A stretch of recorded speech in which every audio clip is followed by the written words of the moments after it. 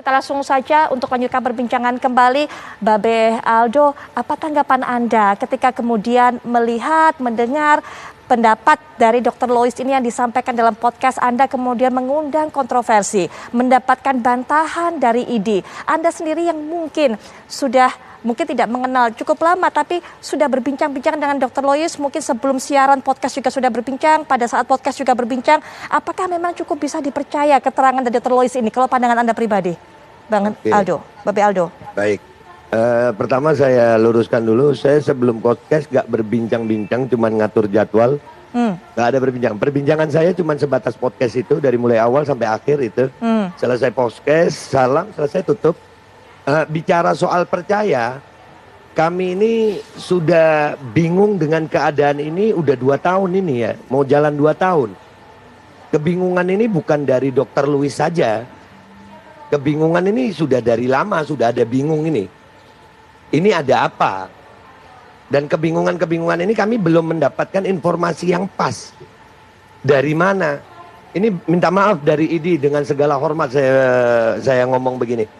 Kami ini masyarakat ya, khususnya yang saya deh ya, kami bingung. Ya apakah ID ini bisa dipercaya atau tidak, kan gitu. Apa yang membuat Anda berpikir seperti itu, maksud saya Babe Aldo? Karena informasi yang keluar di media sosial juga selain Dr. Lois banyak yang seperti ini. Banyak. Informasi-informasi seperti ini masalah pandemi ini banyak. Apalagi akhir-akhir ini ada Piala Eropa, bahkan kita udah lihat video sama-sama di Cina, di Wuhan yang tempat asalnya mereka begitu. Dan jujur ya, bulan Maret apa bulan April itu, justru dari pihak pemerintah yang bilang nggak ada COVID tuh. Jadi masyarakat ini mendapatkan kesimpang siuran.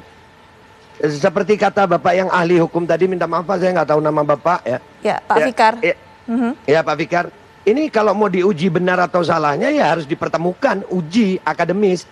Nah yang saya mau tanya dari ID, di saat ID mengajak Dr. Lois untuk diskusi masalah ini secara ilmiah, apakah itu diskusi tertutup atau terbuka? Karena saya lihatnya gini, ini minta maaf nih, nggak usah jauh-jauh. Dr. Tirta itu dulu, saya punya rekamannya. Dr. Tirta itu pernah berkoar, bahkan dengan gaya bicaranya beliau ya. Ayo mau debat, ayo. Iya, tapi setelah diskusi tertutup berubah gitu. Baik, sebelum Dr. Adib jadi ini membuat pikiran manusia normal liar gitu, Mbak. Iya, jadi menurut Babe Aldo, kalaupun nanti ada diskusi pertemuan mengenai hal ini ilmiah, seharusnya dilakukan secara terbuka agar semua publik tahu, begitu? Baik, Dr. Iya, harus begitu supaya apa? Masyarakat tenang. Baik. Loh, kalau ini permasalahan ini, Dok, minta maaf. Mau pakai ID yang udah profesor, ini udah di masyarakat sudah terpecah masyarakat ini. Baik, Dr. Adib mungkin bisa langsung saja berikan tanggapan tadi, karena ternyata masyarakat juga masih bingung dan sebagainya, ID tidak bisa menyampaikan informasi dengan benar, dan ada tadi kalau memang diskusi, ayo kita diskusi tapi terbuka semuanya masyarakat sehingga bisa tahu. Silakan dokter. Ya, jadi memang kalau dibilang Babe Aldo tadi itu ada bukan hanya Dr. Lois, memang betul banyak. Ada beberapa teman-teman ya baik dari keilmuan kesehatan, kedokteran yang juga mempunyai pendapat yang berbeda gitu loh. Tapi mereka dalam konteks untuk bicara tentang keilmuan yang dia sampaikan, tidak masuk ke dalam satu bentuk head speech. Itu. Jadi tidak ada pernyataan-pernyataan yang kemudian menyerang personal. Tidak ada pernyataan-pernyataan yang kemudian mengata-ngatai organisasi, kemudian sampai kemudian mengata-ngatai personal dengan bahasa yang sangat tidak sopan dan tidak sesuai dengan etika kedokteran juga itu. Tapi yang perlu kami luruskan, tidak ada sesuatu hal yang baru yang disampaikan oleh Dr. Lois. Asidosis laktat itu ilmu basic dari seorang dokter di ilmu biokimia kita, yang kemudian mengatakan bahwa itu mempengaruhi pH. Lalu mempengaruhi pH, kemudian mempengaruhi PCR. PCR itu nggak nyari pH. PCR itu mencari materi genetik. Nggak ada hubungannya dengan asidosis laktat. Jadi itu ilmu basic gitu loh. Saya seorang ortoped, seorang dokter bedah, itu saya pun akan bisa menjelaskan kalau itu ilmu basic. Jadi tidak ada sebuah riset yang baru yang disampaikan oleh Dr. Lois. Mitochondrial dysfunction. Orang pakai masker, kemudian akhirnya terjadi hipoksia, mengganggu mitochondrial dysfunction. Kalau itu terjadi, semua yang pakai masker, semua bisa mati semua sekarang. Buktinya kita semua nggak ada masalah pakai masker. Jadi ada persepsi-persepsi yang harus kita luruskan, karena yang disampaikan beliau itu bukan sebuah keilmuan. Beliau menyampaikan sesuatu basic ilmu kedokteran dengan cara yang salah atau di luar daripada mainstream keilmuan. Nah itu yang kita mau luruskan. Sehingga tapi terlepas dari keilmuan tadi, ada hal-hal yang tadi yang saya bilang tadi, ada hate speech yang menurut saya itu harus kita sampaikan, dan kita harus sampaikan juga itu ke aparat hukum untuk kemudian itu diproses secara hukum, karena negara kita harus menjunjung tinggi keadilan juga. Baik, untuk permintaan andai kata memang ada diskusi kemudian dilaksanakan secara terbuka, Dr. Adib, seperti dikatakan Babe Aldo tadi. Benar, jadi Babe Aldo, ada juga anggota kita yang kemudian memberikan pernyataan itu, kita panggil dan mereka datang, memberikan klarifikasi, datang. Tapi jujur kalau perlu saya sampaikan, jujur, mohon izin, sebentar saya teruskan. Jujur kalau perlu saya sampaikan, kita itu baru mengetahui posisi Dr. Louis itu setelah muncul di Hotman Paris sama di Babe Aldo. Siap. Selama ini kita terus terang tidak tahu posisi beliau, karena beliau hanya bicara di media sosial, bicara di WA, bicara di Instagram, Twitter, tapi kita tidak tahu posisi beliau. Bahkan kami pun koordinasi dengan teman ketua ID Kalimantan Utara pun, mereka pun juga tidak tahu posisi Dr. Louis itu ada di mana gitu. Siap. Tanggapannya, Babe Aldo? Nah, jadi gini dok, minta maaf ini dok ya. Berbicara diskusi antar dokter yang berbeda pendapat, masyarakat ini belum pernah tahu. Masyarakat ini sekarang belum pernah tahu ada diskusi itu. Kapan ada terjadi diskusi itu? Di mana? Dan apakah ada videonya? Sebenarnya sudah, Babe. Saya pernah juga berdiskusi dengan beberapa tokoh agama. Dan itu perwakilan dari masyarakat. Dan teman-teman dokter yang lain pun juga kemudian banyak melakukan edukasi dan kemudian menyampaikan itu juga kepada masyarakat. Jadi itu bukan sesuatu yang menurut saya tabu. Kami pun siap kalau itu kemudian kita alhamdulillah kalau siap. Ini minta maaf saya dengan segala hormat. Andai kata itu pernah terjadi dan pernah disiarkan ke masyarakat, ngapain booming sekarang? Ini kenapa jadi booming? Kalau memang itu pernah ada dulu. Ini jadi booming karena masyarakat belum pernah ada. Masyarakat belum pernah tahu ada pernyataan seperti Dr. Louis ini yang berani berbicara vokal. Selama ini orang cuma lewat akun anonimus. Dan itu ada. Nah, Dr. Louis adalah dokter pertama yang berani bersuara. Kenapa jadi booming? Dan ini disambut oleh rasa ingin tahu, penasaran masyarakat, dok. Karena sebelumnya, kalau dokter bilang pernah terjadi diskusi itu, kami belum tahu. Kalau memang itu pernah terjadi dan disiarkan, demi Allah nggak akan booming seperti ini. Ah, biasa. Dan bicara soal hate speech itu terlepas dari caranya Dr. Louis nyampaikan. Dr. Louis nyampaikan. Dan yang saya bingung nih dok, minta maaf nih dok, saya bingung banget. Kenapa harus dihubung-hubungkan dengan kegilaan?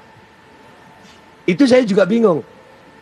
Ya, sampai-sampai saya ini dituduh, kamu sengaja mengundang orang gila. Loh, ini kan aneh gitu. Ini aneh yang dibicarakan Dr. Louis ini ilmiah menurut kami. Baik. Dan ini belum pernah kami dengar gitu. Baik, Babe Aldo. Baik. Dr. Adib, kami berikan kesempatan untuk bisa menjawab tadi apa yang disampaikan oleh Babe Aldo, tapi nanti kita jeda dulu. Kita jeda dulu. Baik, Dr. Adib, kita akan lanjutkan setelah jeda berikut ini. Baik, langsung saja pemirsa kita berikan kesempatan kepada Dr. Adib untuk bisa memberikan tadi tanggapannya apa yang disampaikan Babe Aldo. Silakan, Dokter.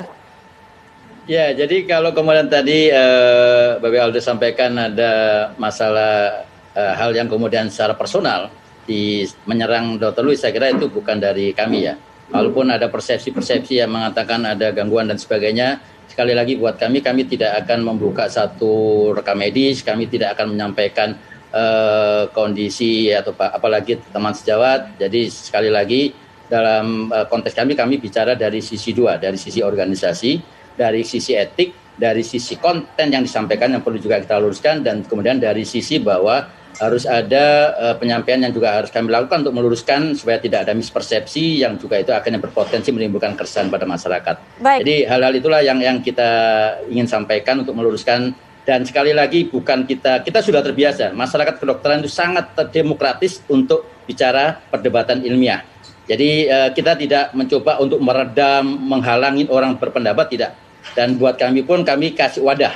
kami akan kasih wadah dalam forum-forum ilmiah untuk siapapun kalau mamanya ada berbeda pendapat kita jelaskan. Tapi tolong apabila ada hal yang tidak ada dasar ilmiah di luar mainstream keilmuan, tolong jangan disampaikan yang itu malah kemudian menimbulkan kesan publik. Dan kami pun menyampaikan Babe Aldo nanti kalau mamanya butuh narasumber yang sebenarnya, kami siap nanti akan carikan narasumber untuk memberikan edukasi kepada masyarakat. Baik, Pak Fikar mungkin terakhir bisa melihat bagaimana dari kasus hukum juga melihat hal ini termasuk juga keputusan dari polisi restoratif justice dikedepankan sehingga tidak dilakukan penahanan, dipulangkan Dr. Lois ini. Bagaimana memberikan efek jera kepada masyarakat? Ya, bahwa polisi mempunyai kewenangan untuk memproses atau tidak memproses ya sebuah kejadian itu kewenangannya. Ya.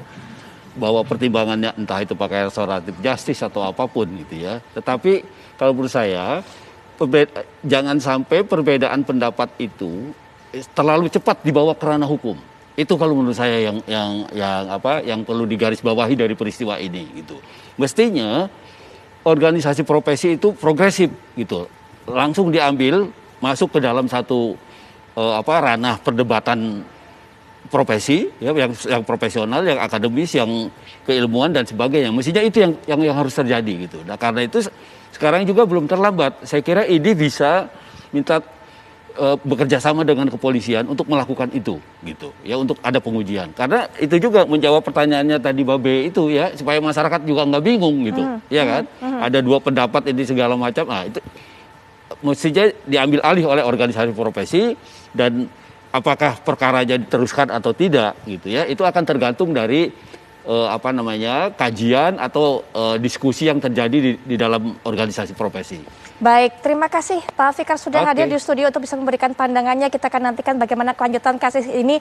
Dr. Adif, terima kasih sudah meluangkan waktunya. Dan seperti tadi mungkin kita harapkan juga ada dari dokter-dokter lainnya, ID juga yang semakin bisa menyuarakan kepada masyarakat sehingga informasi masyarakat yang didapatkan tidak simpang siur, masyarakat tidak bingung untuk bisa bagaimana bersikap di masa pandemi ini yang membuat kita semua kepayahan tentunya. Babe Aldo juga terima kasih waktunya, sayang sekali waktunya terbatas. Terima kasih. Minta maaf ini, boleh ada satu closing statement? Sedikit saja mungkin? Sedikit, iya. Saya tahu ID niatnya baik dan Dr. Louis juga saya lihat sama untuk menginginkan kesembuhan masyarakat. Saya berharap ID sama Dr. Louis ini bekerja sama gitu. Dua-dua baik kok buat masyarakat. Baik. ID dengan niatnya baik, Dr. Louis niatnya baik. Pertemukan, duduk sama-sama, masyarakat yang senang. Baik, Babe Aldo. Ya, jadi itu langkah yang paling tepat. Mestinya dipertemukan hasilnya gimana? Iya. Masyarakat tenang, dua-duanya baik kok. Baik, dan semoga juga Babe Aldo, kehadiran Babe Aldo di sini bisa mewakili suara masyarakat. Dr. Adib juga hadir di sini sehingga bisa membawa manfaat kepada masyarakat perbincangan kita malam hari ini. Sekali lagi terima kasih Dr. Adib dan juga Babe Aldo. Wassalamualaikum warahmatullahi wabarakatuh.